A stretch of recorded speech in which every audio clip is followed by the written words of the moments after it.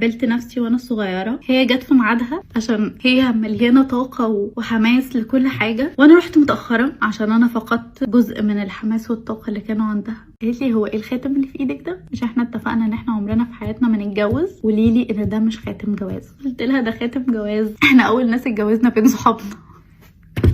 صدمت قوي من المعلومه دي وقالت لي احنا مش كنا اتفقنا ان احنا ما نتجوزش؟ قلت لها عشان احنا كنا مفكرين ان احنا مش هنلاقي شخص يحبنا ويخاف علينا، بس احنا لقينا حد بيعمل كل الحاجات دي واكتر، مبسوطين معاه قوي قوي قوي. قالت لي هو احنا لسه بنتخانق مع نور؟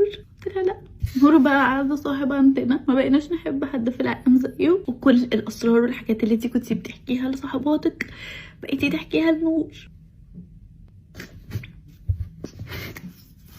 قالت لي طب كويس عشان انا لسه متخانقه معاه من شويه. قلت لها لا، لما تروحي صالحيه وافضلي خدي بالك منه عشان انتي اخته الكبيره.